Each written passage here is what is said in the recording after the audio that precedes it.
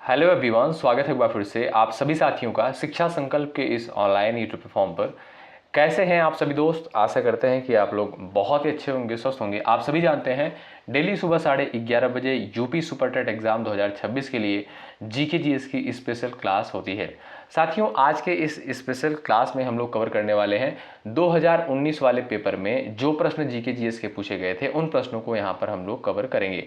इससे क्या होगा साथियों, अगर आप लोग इस वीडियो को कवर करते हो, इससे आपको बहुत सारी चीज़ जानने को मिलेंगी। यानी एग्जाम में किस तरीके से क्वेश्चन पूछे जाते हैं, क्या पैटर्न होता है, कहाँ से किस तरीके से प्रश्न पेपर में बनते हैं। तो आप लोग इस वीडियो को जरूर देखिएगा। और जो प्रैक्टिस सेट दोस्तों करवाए जा रहे हैं वो बिल्कुल इसी पेपर के आधार पर ही प्रैक्टिस सेट प्रोवाइड किए जा रहे हैं आपको, ठीक है। तो आइए शुरू करते हैं बिना किसी देरी के। आप लोग धैर्य के साथ बने रहिएगा। देखिए आप लोग इन सारे प्रश्नों में से कितने प्रश्नों को सही कर पाते हैं, क्योंकि ये सारे प्रश्न दोस्तों पेपर में आ चुके हैं, ठीक है। आइए शुरुआत करते हैं। भारत के वर्तमान यानी 2026 में मुख्य निर्वाचन आयुक्त कौन है? साथियों, ये प्रश्न आपका 2019 में पूछा गया था, तो हमने इसको जो है अपडेट कर दिया है 2026 के अकॉर्डिंग, ठीक है। ये प्रश्न पूछा गया था पेपर में, लेकिन हमने इसको अपडेट कर दिया है।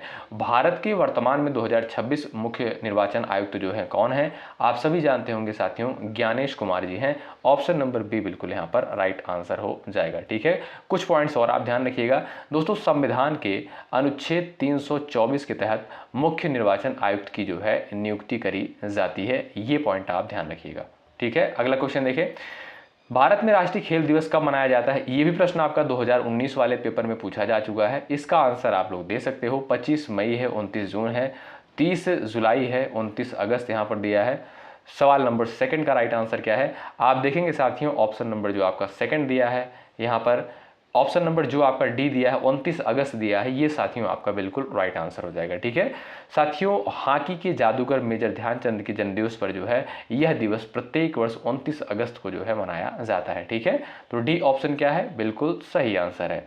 अगला सवाल देख लो, बुद्ध चरितम महाकाव्य जो है किसने लिखा है? ये भी प्रश्न पेपर में आ चुका है। यहाँ पर एक सिंगल क्वेश्चन ऐसा शामिल नहीं किया गया है जो पेपर में ना आया हो, ठीक है। यानी सारे प्रश्न पेपर में पूछे जा चुके हैं। तो इस वीडियो को पूरी इत्मीनान के साथ आप लोग जरूर देखें, ठीक। बुद्ध चरितम महाकाव्य जो है किसने लिखा है? अश्वघोष के द्वारा लिखा गया है। ऑप्शन नंबर जो ए दिया है ये बिल्कुल राइट आंसर हो जाएगा। साथियों, यह बौद्ध धर्म का जो है प्रसिद्ध संस्कृत महाकाव्य है।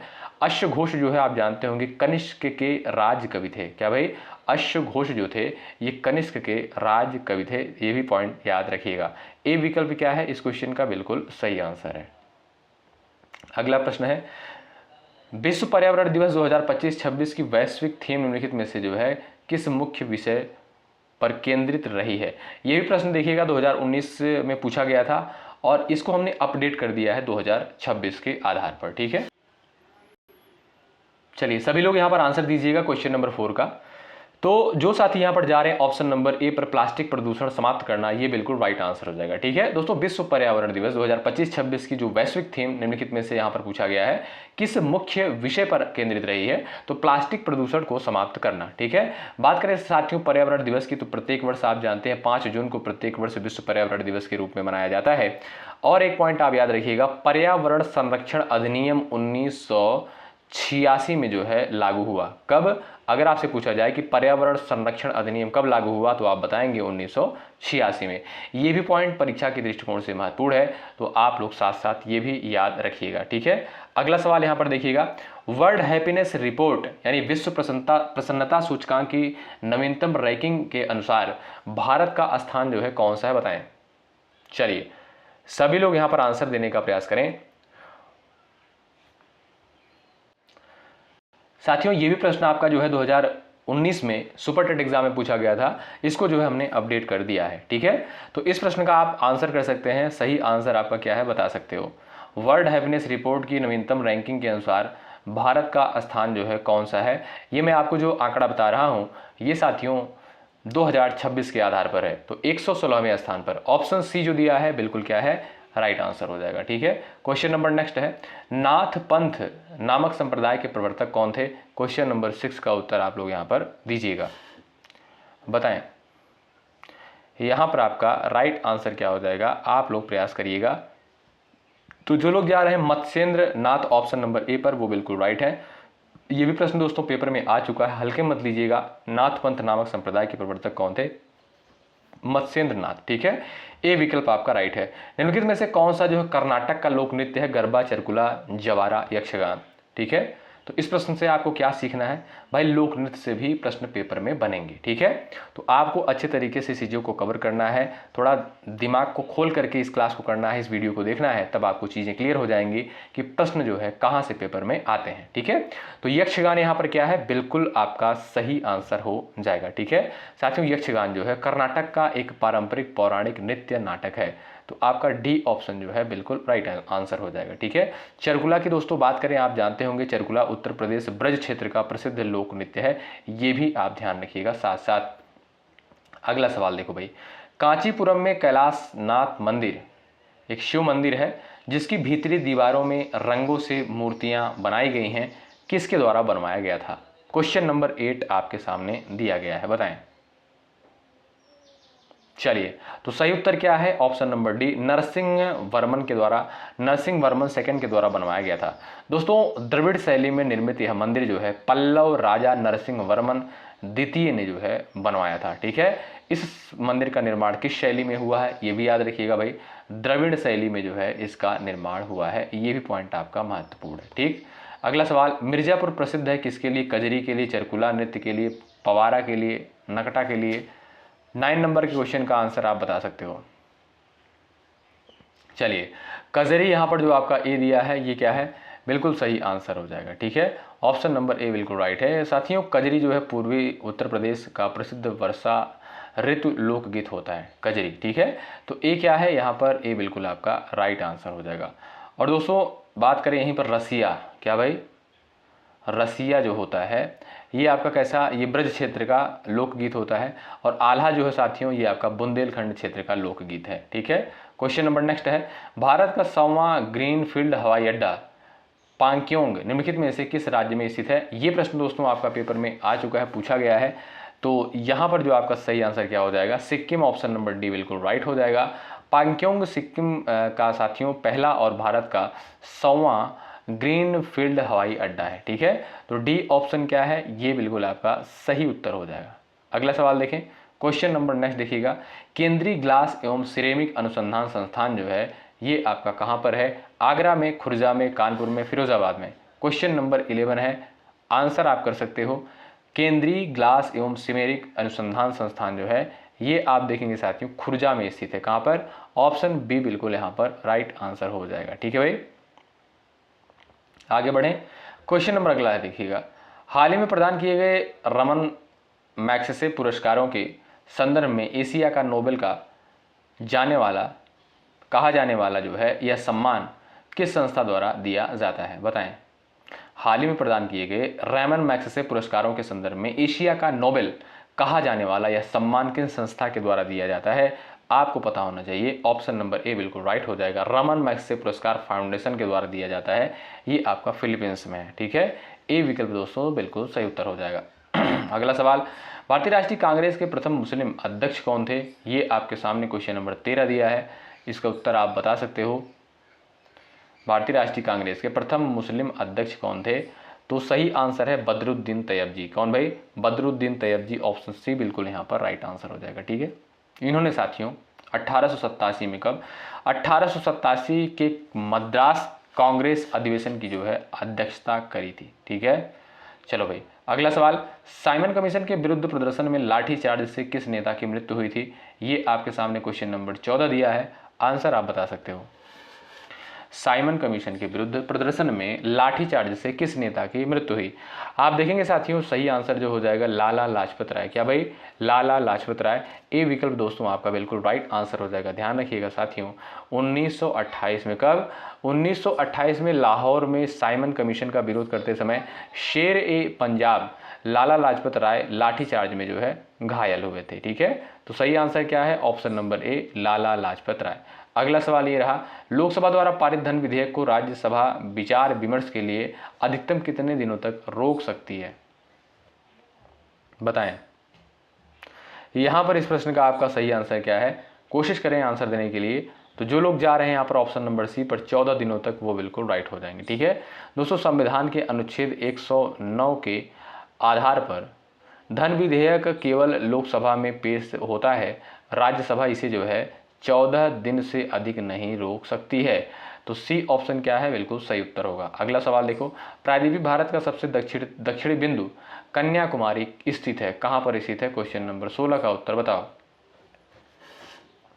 चलिएगा, सवाल नंबर 16 का राइट आंसर क्या है? प्रायद्वीपीय भारत का सबसे दक्षिणी बिंदु कन्याकुमारी जो है कहाँ पर स्थित है, आप देखेंगे सही आंसर हो जाएगा आपका ऑप्शन नंबर सी, भूमध्य रेखा के उत्तर में। कहाँ पर? भूमध्य रेखा के उत्तर में। ऑप्शन डी जो दिया है ये क्या है, बिल्कुल सही आंसर है।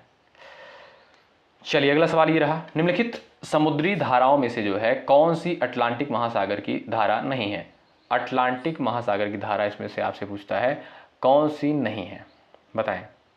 दोस्तों अगर बात करें यहाँ पर हम अगुल-हास धारा की, तो अगुल-हास धारा जो है हिंद महासागर की गर्म जल धारा है। कैसी? हिंद महासागर की गर्म जल धारा है, याद रखिएगा आप लोग। जबकि अगर आप देखोगे लेब्राडोर, फ्लोरिडा, कनारी, ये सभी जो है अटलांटिक महासागर की जलधाराएं हैं। तो ए विकल्प आपका जो दिया है बिल्कुल राइट हो जाएगा। शानदार, ज़बरदस्त। सेशन को एक बार लाइक कर दीजिएगा, आपके लिए मेहनत किया जा रहा है, आपके लिए बेहतर कंटेंट लाया जा रहा है, आपका कर्तव्य बनता है एक लाइक ज़रूर करें, इससे हमारा भी मनोबल बढ़ता है। ठीक है, तो नाथुला दर्रा भारत के किस राज्य में स्थित है? क्वेश्चन नंबर 18 का आंसर आप बता सकते हो। तो जो लोग यहाँ पर जा रहे हो सिक्किम पर, ऑप्शन नंबर सी पर, वो बिल्कुल राइट हो जाओगे। ठीक है भाई, ऑप्शन सी बिल्कुल राइट होगा। अगला सवाल, इनमें से भारत की संविधान सभा के जो है पहले अध्यक्ष कौन थे? आप देखोगे साथियों, जो संविधान सभा की प्रथम बैठक हुई थी 9 दिसंबर 1946 को हुई थी। ठीक है, और अगर आप देखोगे साथियों संविधान सभा के जो अध्यक्ष की अगर बात करें हम, तो जो अस्थायी अध्यक्ष थे डॉक्टर सच्चिदानंद सिन्हा थे, और जो अस्थायी अध्यक्ष थे वो थे डॉक्टर राजेंद्र प्रसाद। ठीक है, तो इस प्रश्न का राइट आंसर दोस्तों क्या हो जाएगा? यहाँ पर पूछा गया इनमें से भारत की संविधान सभा के पहले अध्यक्ष कौन थे, तो आप कह सकते हो डॉक्टर सच्चिदानंद सिन्हा। यहाँ पर अस्थाई और अस्थाई की बात नहीं किया है, आपसे डायरेक्ट पूछा है कि पहले अध्यक्ष कौन थे, तब आप बताओगे यहाँ पर डॉक्टर सच्चिदानंद सिन्हा ही बताओगे। ए विकल्प आपका यहाँ पर बिल्कुल राइट आंसर हो जाएगा। ठीक है, चलो भैया अगला सवाल देख लो। यहाँ पर उत्तर प्रदेश सरकार द्वारा जो है काकोरी ट्रेन एक्शन नाम दिया गया ऐतिहासिक काकोरी षड्यंत्र केस किस वर्ष हुआ था, बताइए। क्वेश्चन नंबर 20, सही उत्तर क्या है आप बताओ भाई यहाँ पर? 1925। ऑप्शन नंबर बी क्या है, बिल्कुल राइट हो जाएगा। ठीक, यहाँ पर आपका बी ऑप्शन बिल्कुल राइट आंसर होगा। अगला क्वेश्चन देख लो भाई, भारत में अवस्थित होने वाला प्रथम राष्ट्रीय उद्यान जो है कौन सा है? क्वेश्चन नंबर 21 का राइट आंसर आपका क्या है? जिम कॉर्बेट राष्ट्रीय उद्यान। कौन सा? जिम कॉर्बेट राष्ट्रीय उद्यान। साथियों 1936 में, कब? 1936 में हेली नेशनल पार्क के रूप में स्थापित किया गया था, और जो उत्तराखंड में है, और अब इसे जो है जिम कॉर्बेट राष्ट्रीय उद्यान के नाम से जाना जाता है। ए विकल्प क्या है, बिल्कुल सही हो जाएगा। अगला क्वेश्चन, राष्ट्रीय अस्थि दिव्यांगजन संस्थान कहाँ पर स्थित है, बताइए। क्वेश्चन नंबर 22 आपके स्क्रीन पर दिया है, आप लोग यहाँ पर प्रयास करो। राष्ट्रीय अस्थि दिव्यांगजन संस्थान कहाँ पर स्थित है? ये आप देखेंगे कोलकाता में। कहाँ पर? कोलकाता में। खाने का नमक किससे बनता है, बताओ भाई। ये प्रश्न पेपर में आपका आ चुका है, यहाँ पर पूछा है आपसे खाने का नमक किससे बनता है। ऑप्शंस आपके सामने दिए गए हैं, तो ये जो यहाँ पर सही होगा साथियों, मजबूत अम्ल और मजबूत क्षार से बनते हैं। क्या भाई? मजबूत अम्ल और मजबूत क्षार से बनते हैं। आपका बी ऑप्शन बिल्कुल राइट होगा। अगला क्वेश्चन देखें, यदि किसी पिंड की गतिज ऊर्जा अपने प्रारंभिक मान का 4 गुना हो जाए तब नया संवेग जो है क्या होगा? 24 का राइट आंसर आपका क्या हो जाएगा, आप बता सकते हो यहाँ पर। यदि किसी पिंड की गतिज ऊर्जा अपने प्रारंभिक मान का 4 गुना हो जाए तब नया संवेग यहाँ पर आपसे पूछा है, तो सही आंसर आपका क्या है? प्रारंभिक मान का 2 गुना। ठीक है, ऑप्शन जो आपका सी दिया है राइट हो जाएगा। अगला क्वेश्चन देखो, ध्वनि तरंगों की प्रकृति कैसी होती है? ध्वनि तरंगों की प्रकृति कैसी होती है? अनुदैर्ध्य होती है। बी ऑप्शन राइट है। अगला, वातावरण का वह क्षेत्र जिसमें ओजोन परत उपस्थित रहती है क्या कहलाता है? वेरी वेरी इंपॉर्टेंट सवाल है, कई बार एग्जाम में आ चुका है। आप देखोगे सही आंसर हो जाएगा आपका यहाँ पर स्ट्रेटोस्फीयर, यानी आप कह सकते हो यहाँ पर साथियों समताप मंडल कह सकते हो। ऑप्शन डी बिल्कुल राइट आंसर हो जाएगा। ठीक है, ओजोन परत साथियों समताप मंडल में पाई जाती है जो पराबैंगनी किरणों को रोकने का कार्य करती है। अगला सवाल देख लो, किसकी कमी से रतौंधी होता है? रतौंधी किसकी कमी से होता है भाई? यहाँ पर आप देखोगे ऑप्शन नंबर ए दिया है, विटामिन ए की कमी के कारण रतौंधी होता है। ठीक है, विटामिन सी कमी के कारण स्कर्वी हो जाएगा भाई। ठीक है, विटामिन डी की कमी के कारण क्या होगा? इससे जो है आप जानते होंगे रिकेट्स होता है। विटामिन बी से क्या होगा भाई? बेरी बेरी होगा। अगला सवाल, इनमें सबसे कमज़ोर बल जो है कौन सा होता है? बताएं। सबसे कमज़ोर बल यहाँ पर पूछा है गुरुत्वाकर्षण बल। विकल्प ए क्या है? बिल्कुल सही हो जाएगा, ए ऑप्शन बिल्कुल राइट हो जाएगा। अगला क्वेश्चन देख लो, कथकली किस राज्य का प्रमुख शास्त्रीय नृत्य है? बताइए। क्वेश्चन नंबर 30 का आंसर करें। कथकली किस राज्य का प्रमुख शास्त्रीय नृत्य है? सही उत्तर हो जाएगा दोस्तों आपका केरल। प्रश्न आया है पेपर में, मैं स्टार्टिंग में आपसे बता दिया था कि एक सिंगल क्वेश्चन ऐसा नहीं देखने को मिलेगा जो पेपर में नहीं आया होगा। सभी प्रश्न पेपर में आ चुके हैं। अगला क्वेश्चन, अंतर्राष्ट्रीय स्तर पर भारत का प्रतिनिधित्व करने वाले निशानेबाज और सौरभ चौधरी का संबंध उत्तर प्रदेश के किस जिले से है? 31 का राइट आंसर क्या है? मेरठ। ऑप्शन नंबर ए बिल्कुल राइट होगा। अगला सवाल, स्टैचू ऑफ यूनिटी की ऊंचाई कितनी है? 32 का राइट आंसर क्या है? ये प्रश्न आपका 2019 वाले पेपर में आया था। 182 मीटर। कितना? 182 मीटर। ऑप्शन डी राइट है। अगला, भारत की पहली सेमी हाई स्पीड इंजन रहित ट्रेन 18 का वर्तमान में प्रचलित नाम क्या है? 33 का राइट आंसर है क्या हो जाएगा? वंदे भारत एक्सप्रेस। क्या भाई? वंदे भारत एक्सप्रेस। अगला सवाल देखो, भारत में स्थापित शीर्ष एआई सुपर कंप्यूटर का नाम क्या है? 34 का राइट आंसर क्या भाई? एरावत। जो लोग जा रहे हैं ऑप्शन नंबर ए पर वो बिल्कुल यहाँ पर करेक्ट हो जाएंगे। ठीक है, ए विकल्प आपका यहाँ पर राइट आंसर हो जाएगा। और भारत का साथियों जो पहला सुपर कंप्यूटर था उसका नाम क्या था? परम 8000। क्या? परम 8000। अगला सवाल, नवीनतम 27वें ऑस्कर पुरस्कार 2025 में सर्वश्रेष्ठ फिल्म का पुरस्कार किस फिल्म ने जीता है? जो लोग यहाँ पर टिक कर रहे हैं एनोरा पर, ऑप्शन नंबर जो बी दिया है ये क्या भाई? बिल्कुल राइट आंसर होगा। ठीक, संयुक्त राष्ट्र विकास कार्यक्रम यानी यूएनडीपी द्वारा जारी नवीनतम मानव विकास सूचकांक में भारत का कौन सा स्थान है? 36 का आप आंसर देखोगे ये हो जाएगा आपका 134वां स्थान। ठीक है, ऑप्शन जो बी दिया है ये बिल्कुल राइट आंसर होगा। संयुक्त राष्ट्र विकास कार्यक्रम यूएनडीपी द्वारा जारी नवीनतम मानव विकास सूचकांक एसडीआई में भारत का कौन सा स्थान है? 134वां स्थान है। ऑप्शन जो बी दिया है ये बिल्कुल साथियों आपका क्या है? राइट आंसर होगा। अगला सवाल, द एक्सीडेंटल प्राइम मिनिस्टर पुस्तक के लेखक कौन है? बताइए। राइट आंसर क्या है भाई? आप लोग प्रयास करिएगा। संजय बारू। ठीक है, ऑप्शन बी राइट है। अगला क्वेश्चन यहां पर देखिएगा आप लोग, एग्जाम वॉरियर्स पुस्तक किसके द्वारा लिखी गई थी? एग्जाम वॉरियर्स, ये भी प्रश्न आपका पेपर में आ चुका है। सही उत्तर आपका क्या है? Option number D Narendra Modi. ठीक है, डी ऑप्शन राइट। अगला सवाल, मिल्कमैन उपन्यास की लेखिका एना बर्न्स किस देश से संबंधित है? बताएं। 39 का आंसर क्या हो जाएगा? आप देखोगे ये साथियों आपका ब्रिटेन उत्तरी आयरलैंड के संबंधित है। ए ऑप्शन बिल्कुल राइट होगा। अगला सवाल, उत्तर प्रदेश हिंदी संस्थान द्वारा दिया जाने वाला सर्वोच्च भारतीय पुरस्कार किस क्षेत्र में दिया जाता है?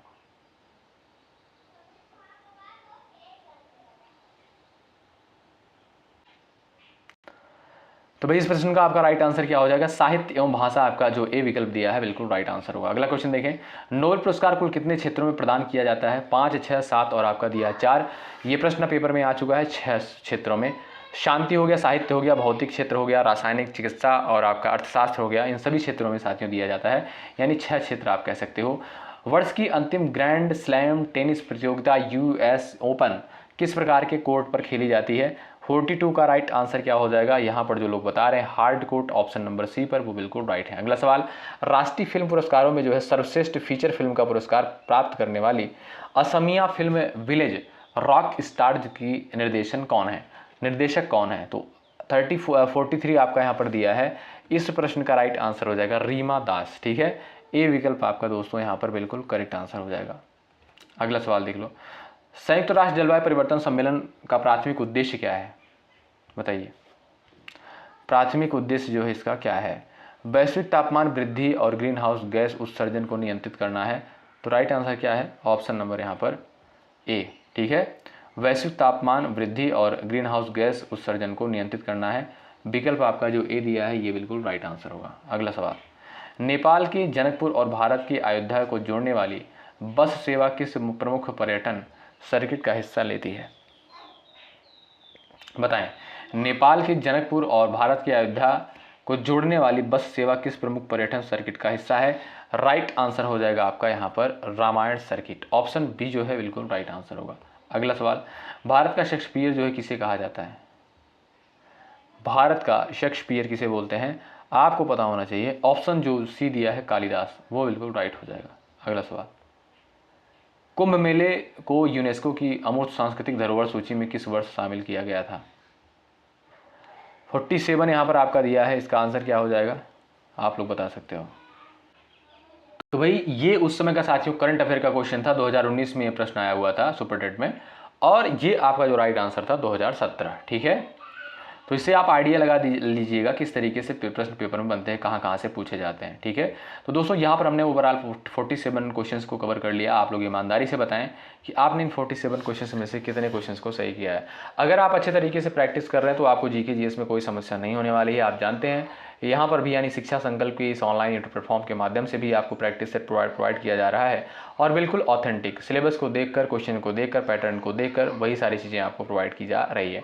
तो आप जुड़ सकते हैं, हेल्प आपको साथियों यहाँ से मिलती रहेंगे। कोई डाउट अगर आपका होता है 9415768259 पर आप हमें व्हाट्सअप कर सकते हैं, या आप लोग जो है इस वीडियो के कमेंट बॉक्स में लिख सकते हैं, जो भी आपका सवाल है जवाब दिया जाएगा। ठीक है, तो चलिए मिलते हैं आपसे अगली क्लास में। शुक्रिया, जय हिंद, जय भारत।